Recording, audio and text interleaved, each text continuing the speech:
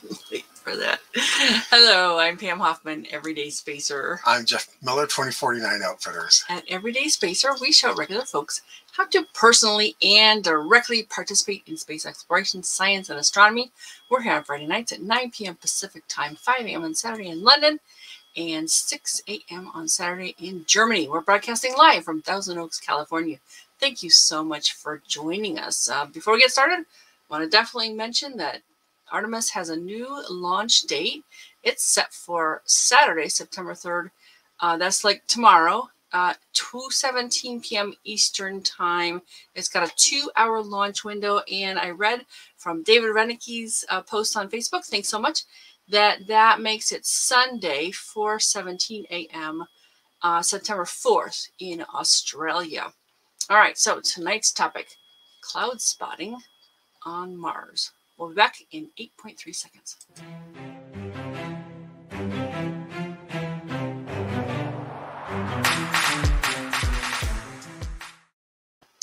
Join us as we explore a Zooniverse project with citizen science. It's a citizen science project that you can help with.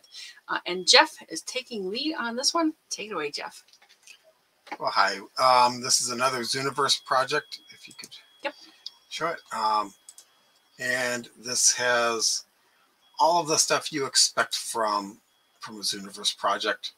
You know, the projects, all of this top banner, the about, classify, talk, collect, which we rarely look at because it's just people's pretty pictures, which I suppose you could look at.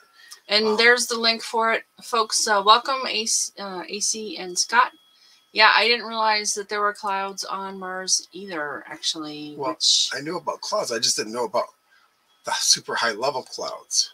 Oh, okay. So this is sort of a factor of it that, all right, got it. And the interesting thing is that some of these clouds are actually frozen carbon dioxide. Oh, yeah, okay. Which makes them odd in that it's the component of the atmosphere. You know, it's the 95% CO2 atmosphere. So it's like, it'd be like nitrogen freezing in our atmosphere. Ah, got it. And you know, it's... So AC says there's lightning as well, dry lightning. Yeah. What's the difference between dry lightning and regular lightning? Is it more like static? I guess static would be I don't know. Let us know, AC. There's more booze in it. Oh, I see. Okay. But you know what's left when this guy happens. It's hot here, folks, so pardon, but for me personally, my brains are a little bit melted. Okay, from dust storm. See, that sounds like static to me. Kind of a static electricity buildup. Yeah. All right, thank you so much. Appreciate that. Theoretically, that's what regular lightning's all about too. Oh, okay. Yeah, right. It's negative and positive. Yeah, got it. So it travels back. Oh, hey, Cliff. Oh, hey, Cliff. Thanks for joining us. Rainy again. You live on the Sunshine Coast. Hard to tell, isn't it? It won't stop. Oh, my goodness. Sorry, man. Well, at least the clouds are getting a tan. All right, let's go back to the show us the site, Jeff. Okay, so help us find exotic clouds in the Martian atmosphere. And this is just a hint of what we'll be seeing. Oh, it's up to 3% complete. Yeah. Yeah, it was 2% the last time I looked. But me too. People are starting to play with it now, it looks like. Yeah, it sounds like they got an excellent response from the blog. Did you have that? Did you put the blog up here too? Okay. I don't know if I got the blog itself. Lightning is also static electricity. Ask Brendan Franklin, yes. Yep. Or ask anyone who's rubbed their shoes on the carpet and zapped their little sister. So this is relatively new, and they keep putting up new stuff. If you, and they just got done with some talks. So probably going to be more webinars, but they got done with one on the August 26th. So I expect another one sometime. Just look at the banner for it. Yeah, they're really happy to have help because the guy was describing in the blog that he was looking at these and it was super tedious, and then put it out there on like it got done in like a day, and he Yeah. was like amazed. So Well, then they added more of, because they had like a slice of the project. I suppose if you're doing the entire thing yourself, it might be tedious. But one of the things that I liked about this is that it actually isn't truly tedious. Okay. Not like you're not counting rocks on a rubble field, you know, that sort of thing. Could be multiple things to find in one image, but not always. And it's not like you're looking through a bunch of images and hoping to find something. They said that if you find nothing in 5 images in a row, ask them for help. Oh, because there probably is something there to find, and you just weren't spotting it. Got it. So, you know, so, yeah, this whole project is spotting high-level clouds, and we're not seeing images of clouds. We're seeing instrument data. Yeah. And so that's kind of cool. We'll get into that, and it's very simple. You know, but it does take some human eye work to do. And are they using this to train computers? You know, to train AI? I don't know. I think he did mention that they tried to get the computer to help. Yeah. However, it just wasn't really cutting it. Let's see. You need a 4K. Oh, monitor? For counting rocks. Oh. Yeah. Yeah. You don't need a 4K for this one. They did a really good job of getting mostly images that have something to see and giving you multiple views of the same image. And we'll get into that. And I really like how they mentioned in the blog that each image has 20 people reviewing it. So you're going to get a really good outcome. Yeah. So, you know, as many people say it's one thing, then you can rest assured that that's what you're getting for your data. Yeah. Can you? Yes. Yeah. Okay, this is a sampling of the kinds of images that you'll see right here. And we already pretty much talked about it, what they're doing. They're looking for water and carbon dioxide / dry ice clouds, but we're not making the distinction as to whether they're water. They've got other instruments, other views of the same spot that they'll then use to make that determination. And they have a bunch of links down here, and I just wanted to share some of them, but here's the blog, but they have so many good links here that I figured I'd share some of them with you guys. And there's more in the about page too, but cool. Yeah, I really just looked at the blog and well, and I knew it came from this site, which is kind of NASA science, but there's a lot of crossover with Zooniverse. Share the science. This is their citizen science page, and almost all of these that are space based. In fact, I'll say that all of them that I've seen are Zooniverse projects. Whether the non-space, I think they're sharing them to Zooniverse. I think that's what's happening there. But they're using this Zooniverse. Zooniverse is actually running it. Yeah. But this will get you some NASA specific ones. Like I said, I think we've covered almost all of the space-based ones. The Earth-based ones we haven't covered yet. Might get to them because this Cloudspotting is the last of the space ones that I found on Zooniverse. And we'll cover science and astronomy as well as space exploration. Yeah, and I'm going to when we're done here, I'm going to post the links to all of these. Cool. But like I said, you can get them just at the bottom of this page here. They're all right there. Yeah, and here's that thing again. Yeah. Zooniverse. Yep. Projects. Yep. And so, here, let's go back here. This is all about Mars. This is actually about the different planets. This is more kid related. You can probably tell from the artwork. Yep. It's a little bit simpler, and so it's a pretty good way of explaining it to people. Oh, it's a great place to start with anything you want to learn for the first time. Yeah. So if someone it's not so kidsy that it would put off an adult, I don't think. So if you know someone who just knows nothing about this stuff, might be a good place to start them off. I don't think that applies to anyone showing up here, but you know, hey, you never know. Someone could be checking us out because it looked interesting. And then NASA STEM engagement.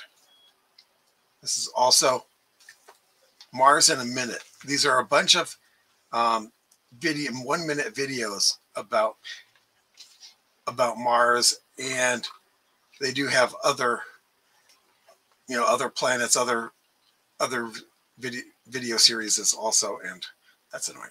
But so this would be a good place for like little quickie videos, and kid related. I mean, is Mars red hot? Nope. It's actually, it's pretty cold. Yeah, their summer day is our winter. And then here is Access Mars. Now, hey, you know, let's just, okay, this is going to take a little while, but I'll skip intro. Intro gives you a lot of good info, but cool. I wanted you to see the main screen, but this is just,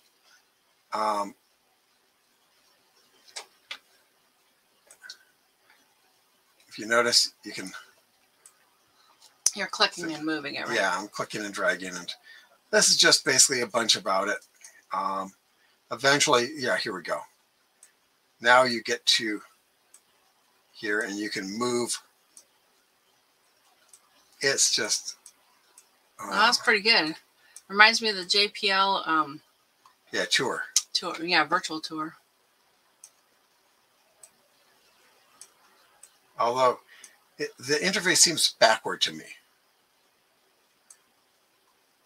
Like it goes backward from what I expect. But you know, and you can you'll get used to it though after you play with it a bit. Yeah, so it's fun to play with for a little bit. And then here's NASA exploration. Oh, you know, they've done the same thing here that they did with Artemis. You can sign up your name to go to Mars. Oh, there's tons of them, yeah. Yeah. So they've got a bunch of stuff here on the Mars exploration. Is this a live current one? Yeah. Oh, we'll have to check it out. Yeah, this is. I didn't realize they had another one going. Yeah. Because there's no launches to Mars with the next close approach. Yeah. Now none of this has anything really to do with what the project is, but it's just neat stuff. So I figured I'd share. Yeah. Now this is a PDF. If you want to deep dive into high-level clouds, now there are the same kind of. Why don't you zoom in a little bit so it's easier to see on the monitor? Here. Oh, and AC has a comment. Same sky crane system has military applications for inserting specific /ops teams. I did not know that, AC. Interesting. Yeah. Well, a lot of the technology that comes out of the space program is transferable. Yeah. Oh, that's better. Thank you. Yeah, and here's a neat chart. I wasn't going to go through this 14-page paper. I just wanted to show people that it was here. Got it. And that they could get to it. But atmospheric pressure and composition. You know, carbon dioxide here is in parts per million. It's not even given as a percentage. It's so low. In Mars, it's 95.3%. Oh, it's Earth versus Mars. Got it. Yeah, Earth versus Mars. Here. Got it. Okay, and cool. So, you know, some good stats. Radius, gravity, about 1/3 of our gravity. Yeah, about 1/3. Rotation period is almost exactly the same, except probably just slightly longer enough to mess people up. That would be my guess. And here's Mars Reconnaissance Orbiter. Just basically some things to look at here. I just thought that these were neat. Again, and this is about noctilucent clouds. Basically, they glow at night. I think is what that is, or glow in the dark. Is that the kind of clouds that they're seeing on Mars? Yes. Oh, interesting. Basically, wow. They're so high that they reflect the sun when the sun's down. Oh, wow. If you recall some of the rocket trails that we saw. Oh. You know, that. So the same sort of thing as it goes up and it's dark where you can see it, but the light is shining. Okay, got it. Yeah. So it's that effect. And that's kind of cool. Has a neat video, has a bunch of more information. Yeah, there we go. Has a neat video, has a bunch more information. You want to close out that awesome news thing? Okay, thank you. Yeah. And I'm not going to read through it. I'm just going to show that it's here and it has some good info. And we'll share the links in just a little bit. Yeah. And so let's go into the about. Yeah, that's the juicy part of the project. Mesospheric clouds on Mars. Or classify is the place where you do the... Yeah, and why we study them. Because we have the same kind of clouds on Earth. And something that I learned from that PDF is that apparently the more CO2 we have in our atmosphere, the more of these clouds that we'll get. Oh, interesting. Because it acts as an insulation layer, which not only heats up below it, but it makes the upper atmosphere colder because not as much heat is getting up to the upper atmosphere. And so since it's colder, it can actually freeze out some of this stuff. Wow. They currently don't actually know how it gets cold enough up there to freeze out the carbon dioxide in the atmosphere. When you think that it'd be harder and harder to do because the carbon dioxide gets thinner and thinner as you go up. And so less chance of clumping together. But it happens. I mean, they have images of them. So yes, it happens. So how? Well, they'll figure out the mechanism at some point. Well, and that's just it. This is giving them a lot of data samples to look at. Okay. So this is the type of thing that we're going to be looking for right here. This arch. And the reason is because this is time on the bottom and this is altitude. So these are a whole bunch of images taken at various times. And the reason is because when you're down here, you see the cloud here, but it appears to be really close to the surface. So you're actually referring to it, because I remember seeing this. This is the spacecraft in orbit. Right. Is this the Mars Reconnaissance Orbiter? Mars Reconnaissance Orbiter. Okay, so it's taking these images from various points. Related to the horizon and the cloud. So as time goes on, it appears to get higher and higher until it peaks, and it gets lower and lower. And what we're going to be doing is finding the peak. Because when we find the peak, they can know what time that photo was taken, know the position of the orbiter at that time, and thus be able to figure out where it is on the planet, and thus look at visual images to find it. Wow. And not only find it, but know what the surface conditions are to find out if the surface conditions have any bearing on that. Cool. Doubt it, but hey. So long-term goal, they want to see it over the course of years. That's right. You see, noctilucent clouds. And that one website that's how I think that's talks about them. And that's thank you, Casey. And I guess it's hard to study them here. They just want another data set. And it's probably all mixed in with all the other clouds here. I mean, and here's the links that I showed you also right here. Okay, cool. See lots of links on here. They really shared a lot. I was very pleased to see the stuff that I looked at. So you can actually delve into this as much as you would like. That's why I'm doing this live instead of doing screenshots, because there's so many links, etc. I'd have to be switching screen shares to show them all. The team, I mean, they probably don't want to hear this, but here they are. Well, I think team members are important. These are the people that you'll be helping, basically. And if you're really into it and you have some real questions, then these are the ones who can answer them. The FAQ, how does it how does the Mars Climate Sounder detect clouds? Well, it just basically looks for apparent brightness, and I already so, wait. basically So summarized Mars Climate Sounder, is it? It's an instrument on the. Oh, an instrument on the Mars. Okay. Yeah. Okay. Yeah. So Mars, what is a Mars year? Just slightly. Yeah. Longer than ours. Yeah.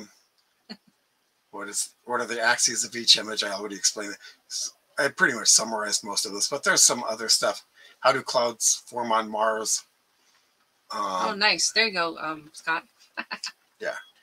They don't really have the true how. Sounds like they're still figuring that out. Yeah, they're still figuring it out. But this is the broad strokes of what must be happening. Mm-hmm. Yeah, it's interesting because we have a pretty well understood sequence of events for, for low things clouds, heat up, and then the moisture evaporates. It goes up as soon as it gets high enough. It comes out in clouds, and then back into rain. But there's a whole atmospheric gesturing barriers.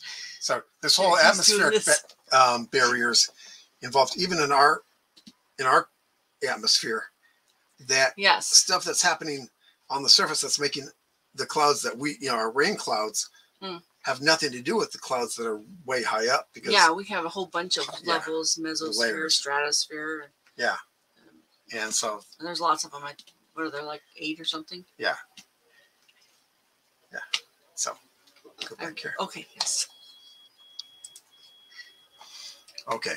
And how do I can't quite tell is what I see in arch. They tell you.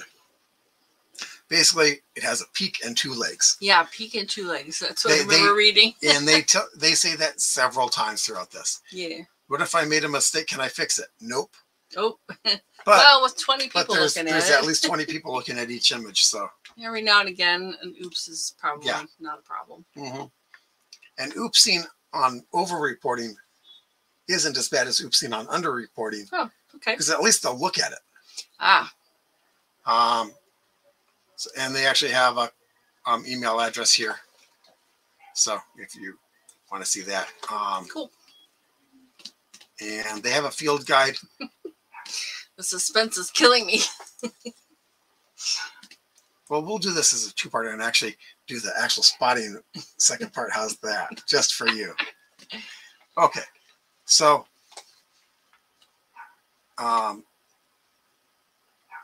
they do talk about, if you notice here, it's kind of small. They've spotted 2 peaks in this one. And it's not just like this. And I'll show.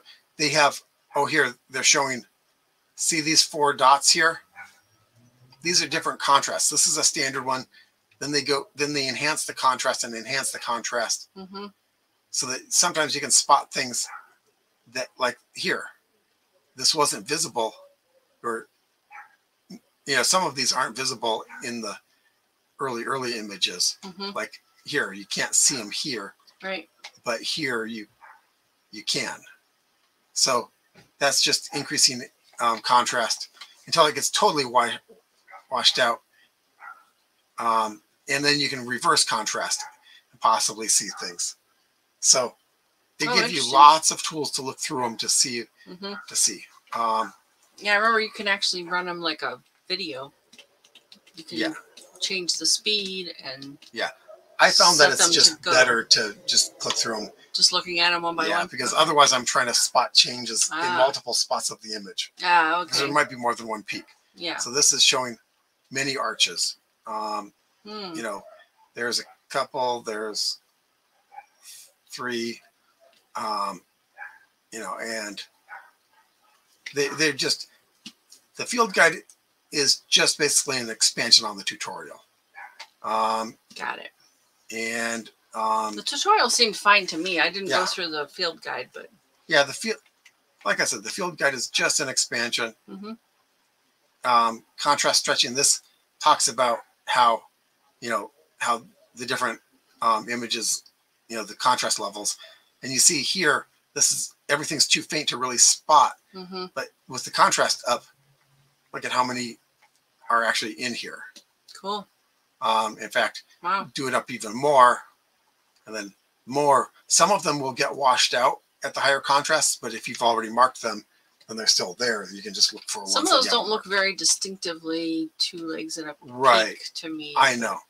It's basically, yeah, see, these are really washed out. You can't really tell here. But in the lower level, you can actually see legs. And it's a little bit harder when they overlap, but you just have to get your nose prints on the screen to see them. Well, I think you can zoom in, right? You can zoom into spots. You can zoom in, yeah. And the whole point is to circle these things, right? These peaks. Yeah. And this is the tutorial. Lots of parts of this tutorial. Yeah. However, it's just, the first few parts are just explaining, and this is what I talked about already. You know, this thing travels up and over the cloud and appears to get higher and lower. And there's the arch. There's the, you know, marker. So you just mark it. I talk about how to look through each frame and how the contrast brings out features. 2 legs and a peak. They're basically, you know, not everything that you see will be an actual arch. It has to have 2 legs. This one is, it's faint on this side, but there are 2 legs. They don't have to be the same, you know, the same thickness. They just have to be 2 of them. Oops. And inverting lets you see sometimes see things that you couldn't see before. Yeah, and pretty cool project. Not too hard. Yeah. And, you know, so plenty of extra information if you want to delve into it. Yeah. Like here, peak marker. This is obviously one right here. Oh, you don't even drag it, right? No, it's and just this a click. Is one. Yeah, so those are ones that we found already. Let's just increase the contrast, see if we can see. Now there's a streak here. I don't know if it actually becomes a looks like the marker for the second one is a little low. Yeah, you're right. Here, let's move it up. Can you drag it? Yeah. Oh, very cool. There we go. Now, yes.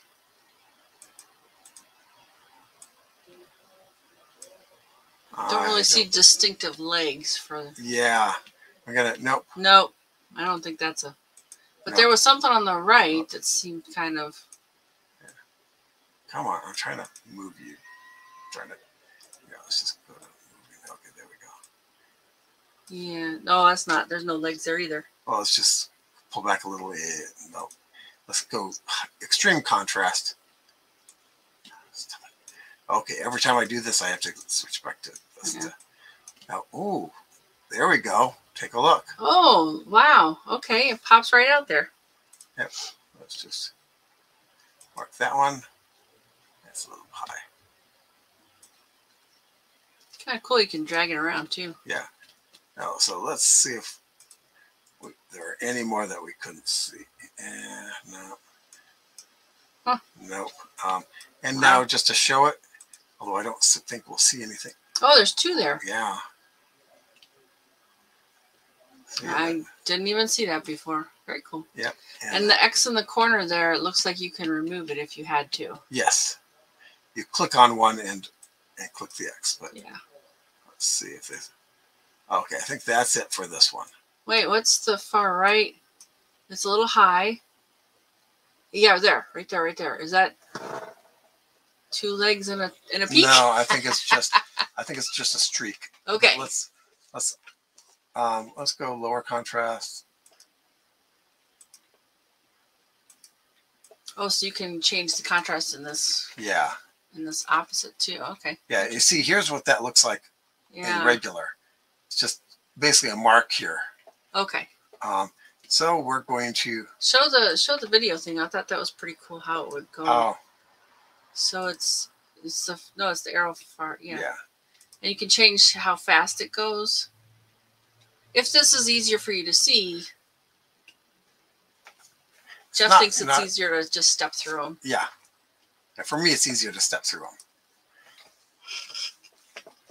There's a link for help. Yep. And you can hide previous markers too. Like, oh, that sounds useful. Like if this marker is a little bit high. Yeah, there were 2 that were really close, remember? Yep. Yep. So, let's say done. And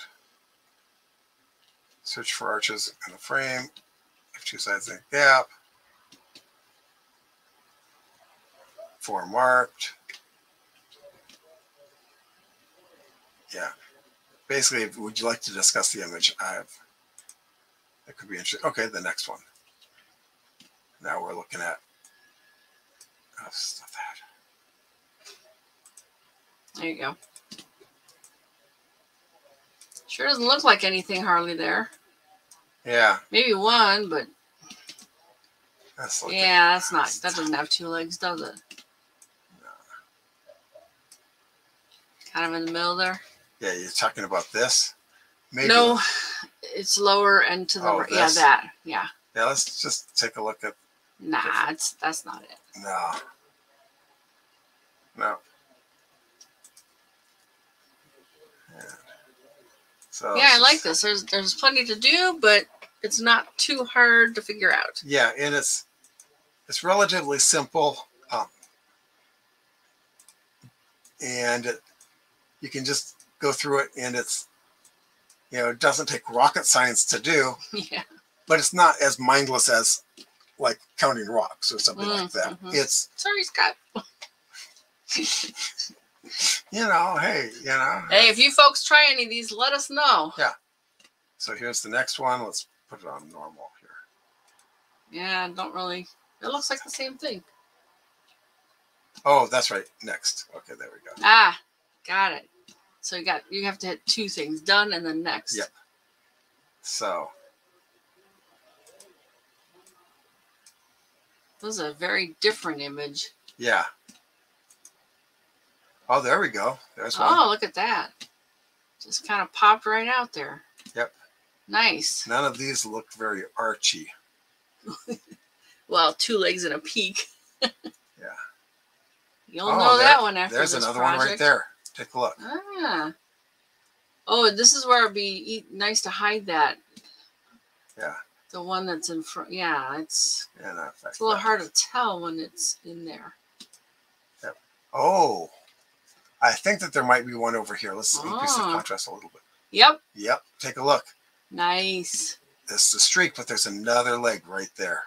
Gosh, and the other ones are just blown out. They're just too. Oh, and look at this one right smack dab in the center. Oh, neat. So that's,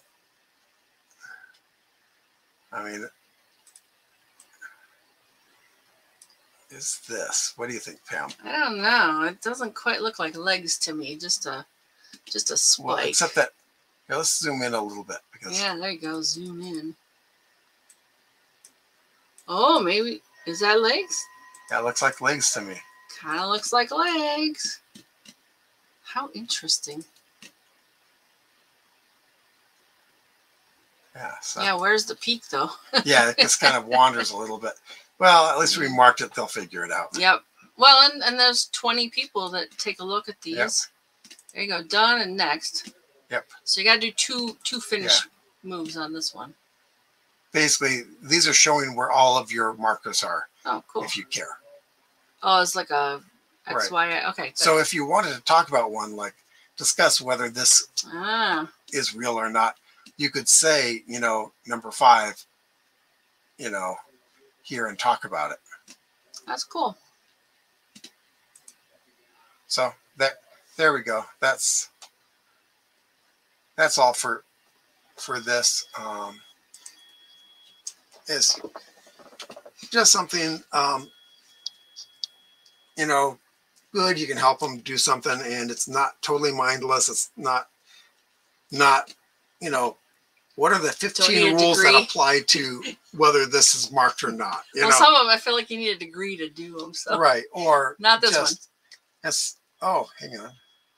AC, do they explain why the 2 legs at a peak geometry it is from the center angle? Yes. I think they do, yeah. Yeah, because the horizontal isn't horizontal in an image, it's time. It's time progression. So from left to right, we're going from earlier to later. So they're spotting it relative to the surface of Mars. Yeah, as like the here's orbiter the cloud, moves around. They're spotting it kind of like this. It appears low. As the orbiter kind of goes like this, it appears higher and higher until it's like perpendicular, and that's where the peak is. And as it continues on, and it gets lower and lower until it's relatively looks like it's hitting Mars again. So that's why you get the arch. Great. Anything else could be a fluke, could be surface stuff, because this is essentially brightness levels. So they're really looking for this 2 legs and the peak aspect of it. Yeah. Got it. Okay. Yeah. All right. Anything else? No, unless other people have other questions. Well, we will keep watching for those. We do want to tell you about a way to get your free list of annual meteor showers. I have a banner for that too. Here we go. You want to visit meteorshowerchart.com, fill in the form, press the button, and you will be directed to a place to get your chart. Go ahead and check that out today. Some stellar events this week. We're talking September 2nd through September 9th. I was hoping to read from the Farmer's Almanac. The beginning, they have this little bit that's called, what did they call it? It's Skywatch. It's about a paragraph. I'm not going to do it because it's very warm here. I'm just going to skim over it. The planets will be changing from the early morning to more evening. So if you like to go out and look in the evening for things like planets and so forth, you're in luck. We're going to see some more traveling into the evening now. We did have a lot in the morning for a long, long time. I'll just read this part too. Jupiter and Saturn are going to be up in the east after 9 p.m. That's local time because it's the same all over the place. All right, so let's see. On September 3rd, first quarter moon. September 6th, Pluto and the moon are in conjunction. September 8th, Saturn and the moon are in conjunction. And we're back to the 9th, which is our Friday night show. We have our second student guest.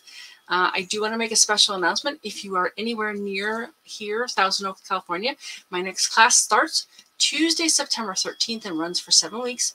And if you want to come, I'd love to show you the best ways to get the most out of the night sky. The first night, we cover all the information, and for the rest of the time, we'll get out in the field and do some observing, weather permitting.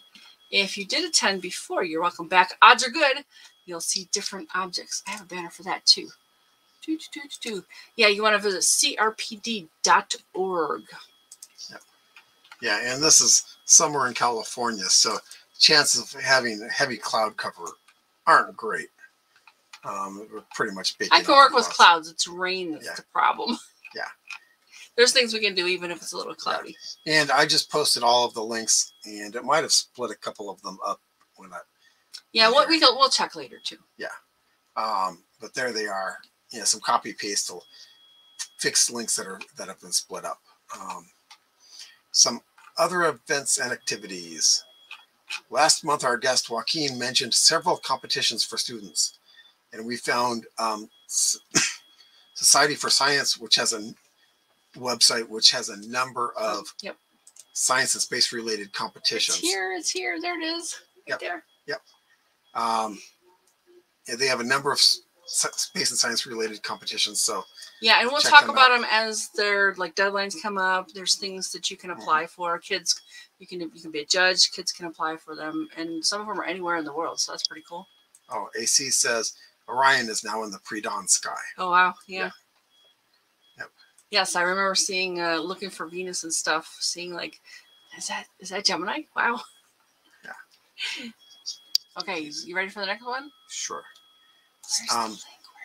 Oh, it's just a YouTube, so I'll copy paste it. Yeah. Space Prize has a speaker series, and here is the YouTube link. Almost. There it is. There. Yep, there it is. Space Education Symposium. Hello. I'm sorry. You know it's live when. Sorry. November 12th. There's that one. 2022. And there it is, hosted by the Human Space Program. That's Frank White. We've learned that from the overview roundtable every Wednesday morning for us. We'll tune in to hear what Frank and his team is doing. Yep. Yeah, it's 9 a.m. our time in Pacific Coast. Space Apps Challenge, October 1st to 2nd, 2022. NASA has an annual event that is essentially a hackathon for space apps. So basically a bunch of people get together, they form teams and start hammering away at apps to try to get them out as quickly and thoroughly as possible. Yeah, they do some important tasks too. And this is a worldwide thing. All right, what's the next one? We're not ready for that one. Oh, back to me. Oh, so if you or someone you know has done something interesting involving space exploration, science, astronomy, Scott, we got to hear about the rocks someday. We'd love to share our live. Join us again next Friday. That's September the 9th, when Lydia Denton, our second student guest, will share her journey so far. Let's check for comments again. Thank you so much for being here. AC, Scott, Cliff. We really, really appreciate you tuning in. Yep. Have a great week, folks. Yeah. And we'll keep watching for comments, and we'll do our best to answer them as we head on out. Anything else for you? Nope. Just see you guys next week. Have a great week. Good night. There it is.